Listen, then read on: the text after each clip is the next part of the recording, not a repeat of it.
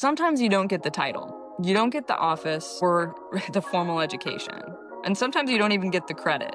But if you show up, if you learn like crazy, if you take initiative when everything is on fire, people notice. Opportunities happen. Before we start the show, I have a quick question for you. Is your resume stuck in the rejection pile? At Resume Assassin, I create powerful resumes that showcase your skills, experience, and achievements, getting you noticed by recruiters. I'll also optimize your LinkedIn profile, transforming it into a magnet for opportunity. Visit resumeassassin.com today and take charge of your job search. Visit resumeassassin.com.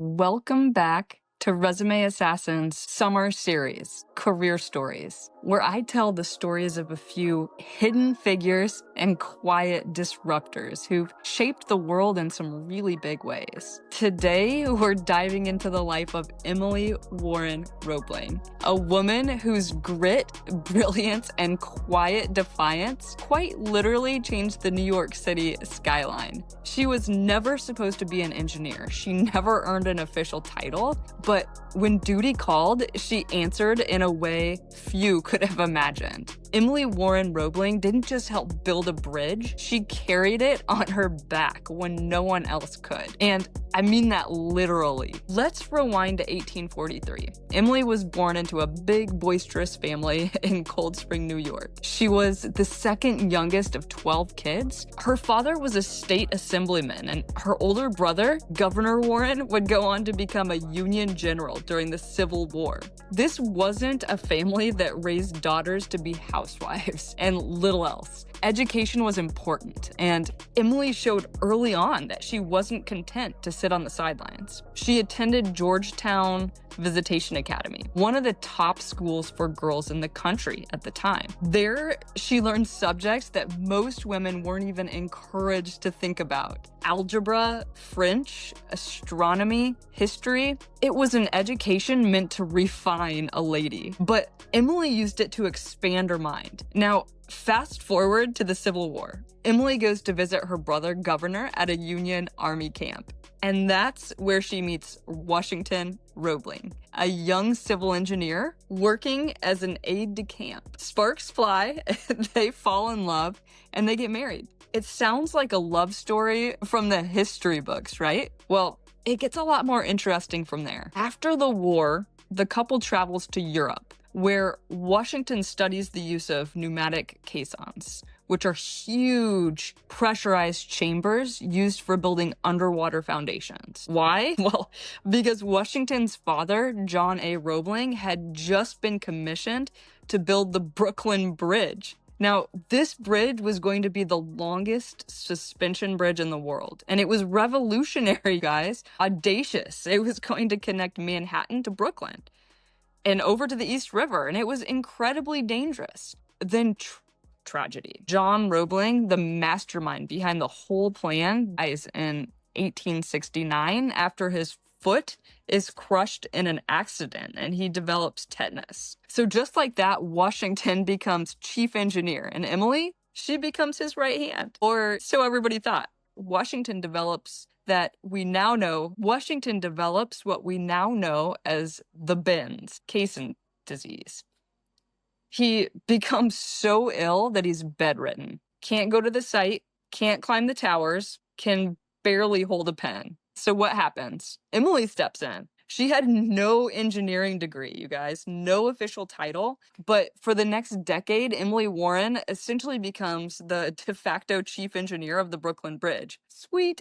She reads everything she can. She reads everything she can get her hands on: materials science, stress analysis, cable construction. She relays messages from her husband to the engineering team. But that was only the beginning. She supervises construction, negotiates with the city officials, and deals with contractors. She writes letters, attends meetings, and studies bridge specifications like her life depends on it. And here's the thing. She had to pretend that her husband was still in charge. society wouldn't accept a woman running the show. So they created this elaborate illusion where Washington was still calling all the shots, when in reality, Emily was the one with the boots on the ground. She built trust, she built respect and credibility in a male-dominated world where she technically didn't belong. So imagine that for a second, you guys. You're a woman in the late 1800s.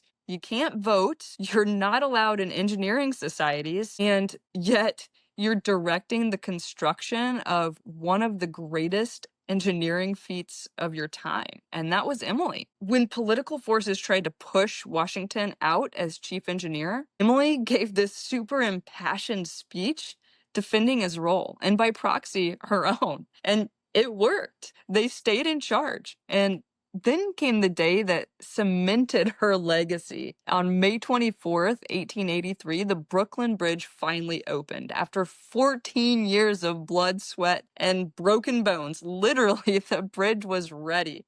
And guess who made that first official crossing? Emily. She rode across in a carriage with a rooster in her lap, a symbol of victory. And that was no coincidence. It was a statement, a quiet, elegant way of saying, I freaking did this. But Emily wasn't done. After the bridge, she continued to fight for women's rights. She earned a certificate in law from NYU. She wrote essays advocating for women's equality, like her famous piece, A Wife's Disabilities. She traveled. She raised a son. She lived a life. She died in 1903. Her obituary didn't make front page headlines. But today, we know better. Now, you guys might be wondering, what does any of this have to do with my career?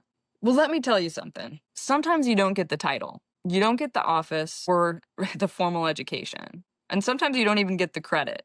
But if you show up, if you learn like crazy, if you take initiative when everything is on fire, people notice. Opportunities happen. Emily didn't build the bridge because someone told her she could. She built it because someone had to. And she refused to let it fall apart. And that's the kind of leadership that most people never see coming. So whether you're stepping into someone else's shoes, raising your hand for a challenge that no one wants, or quietly carrying a project across a finish line, knowing that you're building something that lasts, even if your name isn't on the plaque, be the Emily. So you guys, thank you so much for tuning in and listening to my story today.